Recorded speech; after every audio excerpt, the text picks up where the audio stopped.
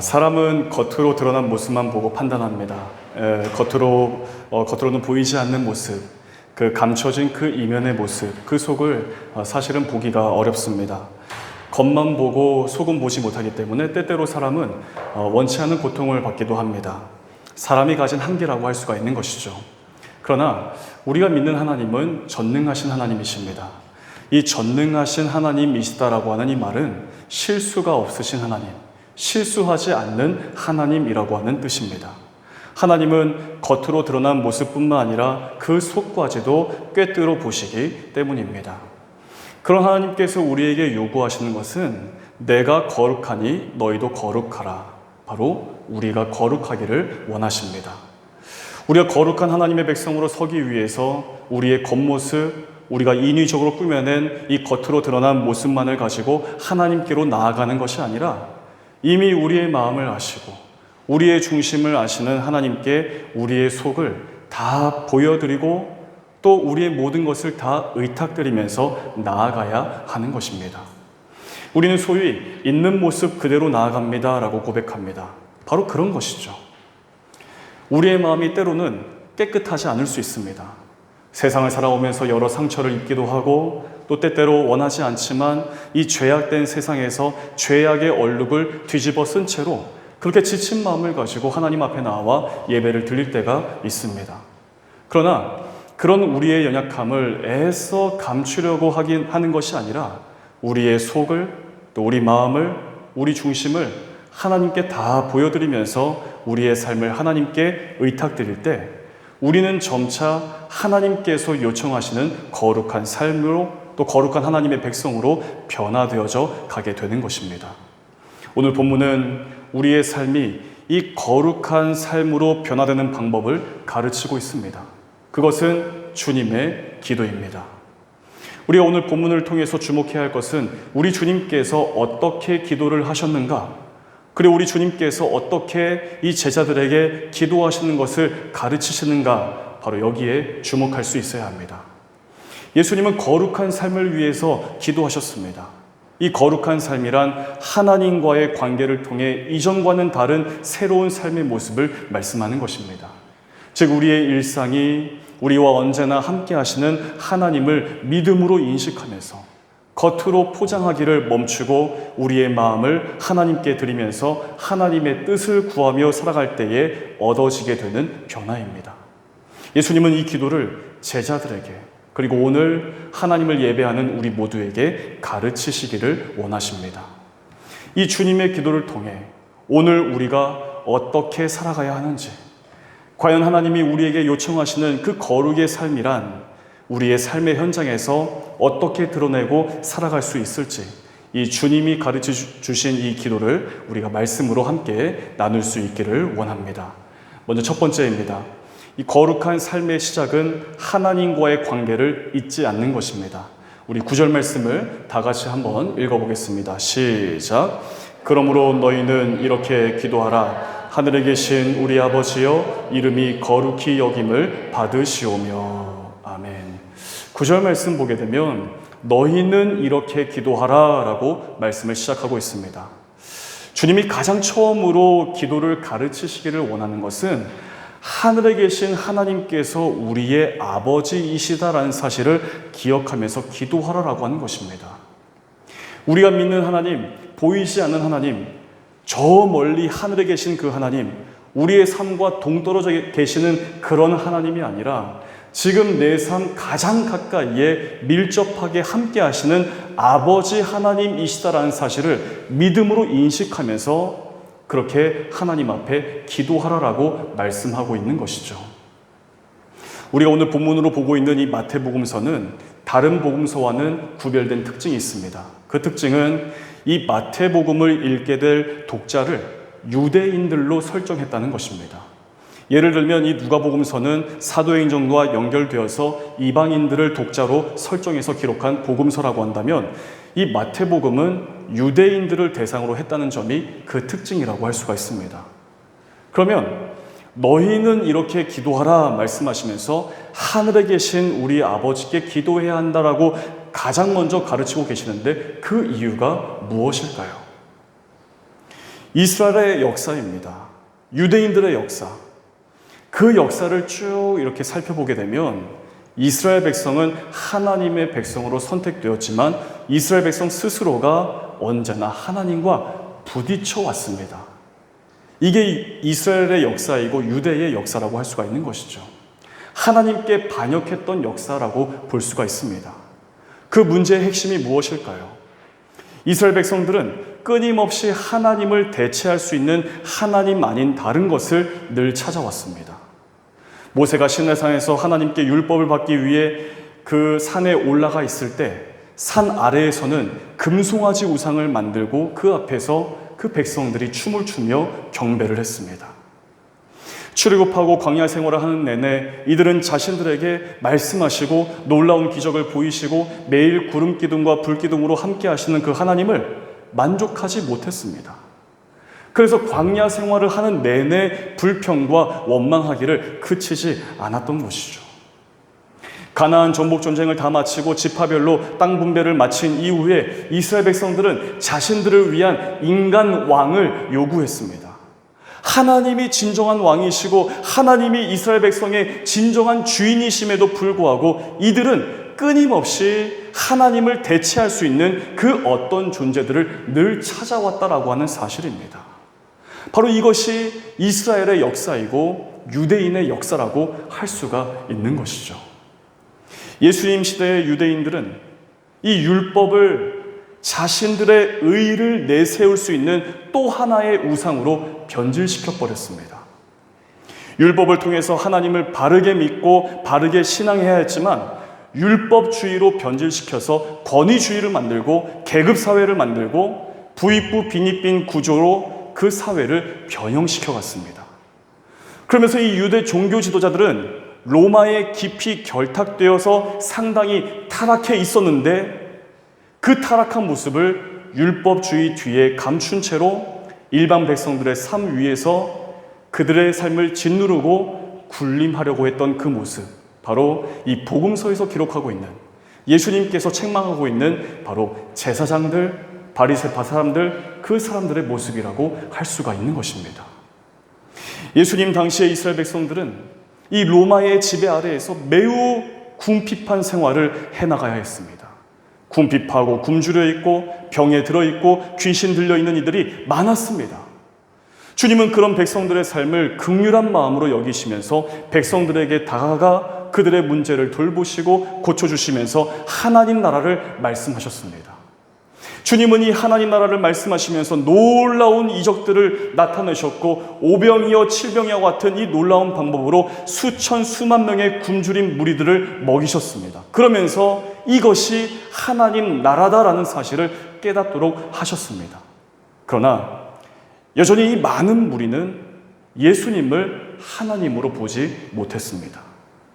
우리의 배를 채울 수 있는 능력 있는 자, 그저 놀라운 능력을 가지고 있어서 우리를 압제하고 있는 로마로부터 독립시켜낼 우리가 그토록 꿈꿔왔던 군주적 메시아 정도로만 그 주님을 바라볼 뿐이었습니다. 여전히 돈이라고 하는 우상, 물질이라고 하는 우상, 강력한 권력을 가진 지도자라고 하는 그 우상에 눈이 멀어 있었다라는 사실입니다. 이러한 역사적 배경과 상황 속에서 주님은 제자들에게 너희가 가장 먼저 기도해야 될 것은 하늘에 계신 아버지께 기도하라라고 말씀하시는 것입니다. 우리가 기도해야 될 대상, 우리의 기도를 들으시는 그 하나님은 온 땅과 온 우주 모든 만물을 창조하신 창조주 하나님이십니다. 우리의 생명과 우리 삶에 필요한 모든 것들을 공급하시는 하나님이시며 우리에게 진정 필요한 구원을 주시는 하나님, 바로 그 하나님이 저 멀리 계시는 하나님이 아니라 우리의 아버지가 되신다라고 말씀하시면서 하나님 아버지께 기도할 것을 가르치시는 것입니다. 하나님이 아닌 다른 어떤 존재들을 향해서 너희 구할 것을 기도하는 것이 아니라 하나님 우리의 아버지께 기도하라고 말씀하시는 주님이십니다. 신명기 29장 13절에서 이렇게 말씀합니다. 여호와께서 내게 말씀하신 대로 또 내 조상 아브라함과 이삭과 야곱에게 맹세하신 대로 오늘 너를 세워 자기 백성을 삼으시고 그는 친히 내 하나님이 되시려 함이니라. 하나님께서 믿음의 조상 아브라함과 이삭, 야곱과 언약을 맺으신 그 내용은 다른 것이 아닙니다. 나는 너희의 하나님이 되고 너희는 나의 백성이 된다라고 하는 그 내용입니다. 우리는 하나님을 믿는 하나님의 백성입니다. 그리고 조금 더 나아가 하나님을 아버지라고 부를 수 있는 하나님의 자녀입니다. 우리가 우리의 아버지 되신 하나님께 기도를 한다는 것은 우리 삶의 이 모든 필요의 문제들을 하나님께로만 구하겠습니다라고 하는 믿음의 고백이라고 할 수가 있는 것입니다. 우리 삶에서 가장 필요한 것이 무엇입니까? 돈이 필요할까요? 집입니까? 건강일까요? 가족입니까? 그러나 우리에게 생명이 없다면 이런 모든 것들은 우리에게 아무런 소용이 없는 것입니다. 그런데 우리의 생명이라고 하는 것은 죽고 나서 끝이 나버리는 것이 아닙니다. 성경대로 정확하게 말씀을 드리자면 죽음이 없습니다. 삶이 연장되는 것입니다. 이 땅을 사는 동안 선한 공적을 열심히 쌓아서 죽은 이후 그 다음 생애에 부자로 태어나고 남에게 해를 많이 끼쳐서 미개한 벌레로 다시 태어나고 그런 것이 아닙니다. 우리를 구원하시기 위해 십자가에 달리신 그 주님을 믿는 믿음을 가지고 살아왔는가 아닌가에 따라서 영원한 생명, 영원한 죽음으로 나뉘어질 뿐입니다. 그러므로 우리의 삶에 가장 필요한 것이 무엇이겠습니까? 우리 삶에 가장 필요로 하는 것은 구원입니다. 우리 스스로는 우리가 가진 힘, 우리가 가진 소유, 우리가 가지고 있는 재능으로는 결코 우리 자신을 구원해낼 수가 없습니다. 내게 찾아온 이 질병의 문제는 좋은 병원을 찾고 좋은 의사를 만나면 고쳐낼 수 있는 방법이 있습니다. 이전보다 더 나은 삶을 살기 위해서 내 삶을 고치기 위해 힘쓰고 얼마든지 노력할 수 있습니다. 그러나 이 죽음의 문제 앞에서는 조금도 힘쓸 수 없는 가장 무력한 존재에 불과하다라고 하는 사실입니다. 그러므로 우리에게 가장 필요로 하는 것은 하나님의 은혜로부터 주어지는 구원이라고 하는 사실입니다. 그 구원은 우리의 아버지가 되시는 하늘 하나님 편에서 하나님의 방법으로만 가능한 것입니다. 우리의 필요를 잘 아시는 하나님께서는 하나님의 아들 독생자 예수 그리스도를 우리 가운데로 보내셨습니다. 예수님께서는 우리가 지은 그 모든 죄들을 대신해서 십자가에 달려 희생당하셨습니다. 이것을 속량이라고 이야기하는 것입니다. 예수님께서 우리를 대신해 이 죄의 대가를 치르셨기 때문에 우리는 그 구원을 예수님의 십자가의 은혜로 얻게 된 것입니다. 이것이 우리의 아버지이신 하나님의 방법입니다. 우리의 삶에서 가장 필요한 이 구원을 은혜로 주신 하나님이신데 우리는 너무나 마땅하게도 우리의 삶에서 이 크고 작은 것들을 하나님께 구하고 하나님께 기도를 드리는 것 너무나 자연스러운 일이고 너무나 당연한 일이라고 할 수가 있는 것입니다. 주님이 말씀하시는 이 거룩한 삶이란 결코 추상적인 관념 정도에 머무는 것이 아닙니다. 우리의 삶이 늘 주님께 기도드리면서 이전과는 전혀 다른 새로운 삶으로 나타나 보여지는 것입니다. 온 땅을 지으시고 우리에게 생명 주신 그 하나님께서 하나님 편에서 먼저 우리를 자녀 삼아 주셨고 모든 죄악에서 구원해 주셨기 때문에 우리는 그 하나님을 아버지라고 부르면서 하나님께 기도를 드리며 살아가는 그 삶, 바로 거룩한 삶의 시작이라고 할 수가 있습니다.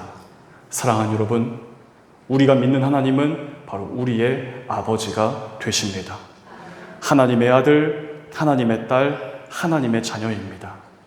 이 특별하고도 신비로운 관계를 은혜로 누리면서 언제나 하나님 안에서 거룩한 삶으로 살아가시기를 우리 주 예수 그리스도의 이름으로 간절히 축복합니다.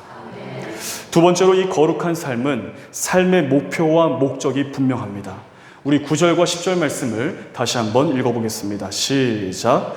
그러므로 너희는 이렇게 기도하라. 하늘에 계신 우리 아버지여, 이름이 거룩히 여김을 받으시오며 나라가 임하시오며 뜻이 하늘에서 이루어진 것 같이 땅에서도 이루어지이다. 아멘.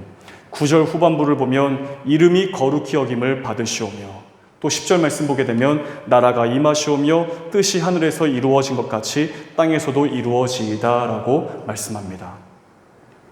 이 거룩한 삶을 살아가는 우리의 삶의 목표와 목적을 말씀하고 있는 것입니다. 그것은 하나님의 이름이 우리의 삶을 통해서 거룩히 여김을 받게 되는 것, 그리고 우리의 모든 삶의 현장 가운데 하나님의 나라가 이루어지는 것, 바로 하나님의 백성, 하나님의 자녀된 나를 통해서 우리의 삶의 현장에 하나님의 뜻이 이루어지는 것, 바로 우리가 가져야 할 삶의 목적이며 목표라고 할 수가 있습니다. 이것을 위해서 기도하라라고 우리 주님께서 가르치시는 것입니다. 사랑하는 여러분, 우리는 기도를 무엇이라고 알고 있습니까? 기도가 무엇이죠? 호흡. 우리 기독교의 오랜 역사를 보게 되면 이 수많은 믿음의 선배들이 기도에 대해서 여러 가지로 정의한 것을 보게 됩니다. 그 정의한 공통된 내용이 뭐가 있냐면 기도는 호흡이다. 기도는 대화이다. 기도는 생명이다. 기도는 하나님과 교제하는 것이라고 공통된 정의를 내리는 것을 보게 됩니다.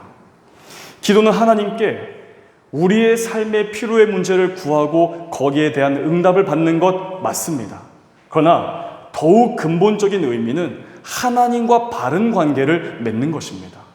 기도를 하면서 우리의 필요만을 하나님께 간구해서 하나님께 얻어내는 것 정도로만 그치는 것이 아니라 기도하는 시간을 통해 하나님이 우리에게 말씀하시는 것을 듣고 그 말씀 앞에서 내 삶이 반응을 하고 그러면서 내 삶이 바뀌어지는 것을 경험하는 것, 이것이 기도의 근본적인 의미입니다. 우리가 잘 알고 있는 투자의 귀재라고 할 수 있는 이 워렌 버핏이라고 하는 사람이 있습니다. 이 사람과 단 한 끼 점심 식사를 하기 위해 얼마 정도의 비용이 드시는지 알고 계십니까? 얼마인지 모르세요? 2022년 6월 20일 기사를 보게 되면 이 워렌 버핏과 점심 식사를 하기 위한 비용이 무려 1,900만 달러라고 이야기합니다. 그러니까 우리나라 돈으로 약 250억 원 정도가 된다고 이야기하는 것이죠. 단 한 끼 점심 식사 비용입니다. 그 엄청난 돈을 지불하고 한 끼 식사를 하면서 대화를 하는 것입니다. 우리가 정말 이 워렌 버핏 같은 사람과 대화하기 위해 그런 엄청난 비용을 지불했는데 내 이야기만을 많이 이야기해야 할까요? 아니면 저 사람이 하는 말을 많이 듣기 위해서 내가 노력해야 하는 것일까요? 워렌 버핏이 하는 말을 우리가 많이 들어야 하는 것입니다. 내 이야기를 많이 하기 위해서 굳이 200억 이상이나 되는 돈을 쓸 필요가 있을까요? 그렇지가 않습니다. 저 사람의 이야기를 더 많이 들으려고 하고 그 이야기를 통해서 내 투자 방식, 내 계획, 나의 태도, 내 생각, 내 인생 이런 것들을 새롭게 바꾸기 위해서 저 사람이 하는 말을 주의 깊게 들어야 하는 것입니다. 그런데 하물며 하나님이십니다. 우리가 하나님 앞에 기도합니다. 우리의 말들을 많이 쏟아내기만 해야 할까요? 중요한 사실은 이 기도 시간을 통해 하나님이 나에게 말씀하시기를 원하시는 그 말씀을 내가 많이 들어야 하는 것입니다. 내가 내 말을 많이 쏟아내버리고 일어서버리는 게 아니에요. 기도 시간을 통해 하나님 내 삶에 말씀하시기를 원하시는 그 말씀을 내가 듣기 위해서 내 마음을 비우고 내 욕심을 내려놓고 내 영혼을 하나님께 온전히 의탁드려야 한다는 사실입니다. 그래서 기도한 이후에 빠른 응답을 받는 경우도 있지만 한 달 뒤에서야 하나님의 뜻을 깨닫게 되기도 하고 때로는 1년입니다. 혹은 더 많은 시간이 흐른 뒤에서야 하나님께서 나에게 이런 말씀을 주시기 위해서 내게 이토록 많은 시간의 대가를 치루어야 했던 것이었구나라는 사실을 알게 된다는 것입니다. 아버지의 이름을 거룩히 여기기 위해 우리의 삶을 통해 하나님 나라를 이루어지게 위해서 우리는 하나님께서 우리에게 하시는 말씀을 더욱 마음을 열고 더욱 귀를 열고 들을 수 있어야 한다는 사실입니다. 그렇게 하나님께 드리는 이 기도 시간을 통해서 하나님의 말씀을 듣고 하나님의 뜻을 깨닫게 되면서 점차 내 삶이 새롭게 바뀌어지게 된다는 사실입니다. 우리가 믿는 하나님은 완전하신 하나님이십니다. 전능하신 하나님이시죠. 영원하신 하나님, 불변하시는 하나님이십니다. 영원부터 영원까지 결코 변함이 없으신 하나님이십니다. 기도하는 내가 나의 소원하는 것들을 하나님께 말씀을 드리면서 하나님께 고집하면서 때를 쓰면서 하나님을 바꾸려고 하는 것이 아니라 기도하는 내가 바뀌어질 수 있도록 내 자신을 하나님 앞에 온전히 허용해 드려야 한다는 사실입니다. 우리 삶에 문제가 찾아오고 고난 가운데 걸어갈 때에 우리는 생각과 마음이 복잡해집니다. 문제를 빠르게 해결하고 이 고난의 긴 터널 가운데에서 벗어나기 위해서 이런저런 경우의 수를 계산하기에 바쁘지만 좀처럼 그 문제가 해결되지 않는 것이죠. 그래서 그 문제에 더욱 몰두하면서 더 많은 고민들로 복잡해지는 경우들이 많습니다. 그런데 사실은 우리가 그런 상황에 놓여 있다면 당연히 하나님께로 그 문제를 가지고 나아가야 하는 것입니다. 우리를 우리 자신보다 더 잘 아시는 하나님께서 우리를 위해 마련해 두신 하나님의 생각과 계획과 그 대안을 말씀으로 듣기 위해서 우리가 기도함으로 하나님 앞에 나아가야 한다는 사실입니다. 내가 몰두하고 있는 것을 고집하면서 하나님 이렇게 해주세요, 이렇게 되기를 원합니다 하면서 하나님이 바뀌어지시기를 바라면서 기도하는 것이 아니라 문제와 고난의 상황을 통해 하나님이 내 삶에 말씀하시기를, 그래서 내가 붙들고 고집했던 그 모든 생각에서 벗어나 내가 진정 하나님의 뜻을 붙들 수 있기를, 그런 변화가 내 안에서 허락되기를 기도해야 한다는 사실입니다. 사랑하는 여러분, 우리의 삶은 어떠한가요? 늘 같은 삶을 사는 것 같지만 복잡한 일들이 많습니다. 해결해야 될 문제들이 많습니다. 오랫동안 우리의 삶을 괴롭게 하는, 풀리지 않는 일들이 많습니다. 우리가 하나님을 아버지라고 부르면서 하나님께로 나아가 우리의 삶을 놓고 기도할 때에 우리에게 말씀하시는 그 하나님께 우리의 생각과 우리의 마음과 우리의 모든 영혼을 온전히 허용시켜야 합니다. 의탁드려야 합니다. 해결의 방법이 나 자신에게 있다고 믿는다면 하나님께로 믿음을 가지고 믿음으로 내 삶을 가지고 나아갈 수가 없는 것입니다. 기도할 수가 없는 것입니다. 하나님께서 내게 주시는 그 말씀을 들을 수가 없습니다. 그러나 문제의 해결이 하나님께 있다는 것을 믿는다면 우리 자신보다 우리를 더욱 잘 아시는 전능하신 하나님, 우리의 아버지가 되시는 그 하나님을 진정 우리가 믿는다면 하나님께로 믿음을 가지고 나아가 우리의 삶의 문제를 내려놓고 기도할 수가 있는 것입니다. 그렇게 기도할 때 우리는 우리에게 말씀하시는 그 하나님을 경험하게 됩니다. 말씀으로 우리를 새롭게 하시고 말씀으로 우리의 삶을 바꾸어 가시는 그 하나님을 경험하게 되는 것입니다. 그렇게 새롭게 된 삶이 거룩한 삶이 되어서 우리의 삶을 통해, 그 거룩한 우리의 삶을 통해 우리 하나님 아버지의 이름이 거룩히 여김을 받게 되고, 그 거룩한 삶을 살기 위해 힘쓰는 우리의 삶을 통해서 우리의 모든 삶의 현장이 하나님 나라로 이루어져 가게 되는 것입니다.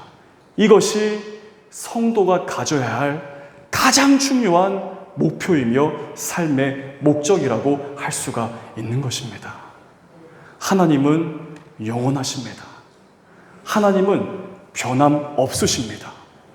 그 하나님께 우리의 모든 것을 맡겨드리고 하나님께서 우리에게 주시고자 하는 그 말씀을 듣기를 힘쓰고 그 말씀 앞에 내 삶이 충돌하면서 새롭게 반응하면서 내 삶이 점차 거룩해져가는 그 거룩의 삶으로 걸음해 나가는 오늘 함께 예배드리는 모든 성도들의 삶이 되시기를 우리 주 예수 그리스도의 이름으로 간절히 축복합니다. 기도하겠습니다. 거룩하신 하나님, 영원하신 하나님, 어제나 오늘이나 변함없으신 하나님, 우리가 하나님을 아버지라고 부를 수 있으니 이보다 더욱 큰 은혜가 어디에 있겠습니까? 오늘 주님이 가르쳐 주신 이 기도를 통해 우리의 삶이 거룩한 삶으로 새롭게 되기를 간절히 원하오니 우리의 아버지 되신 하나님께서 우리의 모든 기도를 들으시고 응답하여 주시옵소서. 그러나 기도함을 통해 우리가 하나님 말씀 듣기를 원합니다. 내 삶을 향하신 하나님의 계획, 하나님의 뜻을 더욱 듣기를 원합니다. 그래서 우리의 삶을 통해 하나님의 이름이 영광을 받으시고 하나님의 나라가 우리의 삶의 현장에서 이루어지게 하여 주시옵소서. 이제 거룩한 삶으로 걸음하며 나아갈 우리 성도들과 언제나 함께 하시고 참으로 복된 한 주간의 삶이 될 수 있도록 언제나 인도하여 주시옵소서. 모든 말씀 우리 주 예수 그리스도의 이름으로 간절히 기도하옵나이다. 아멘.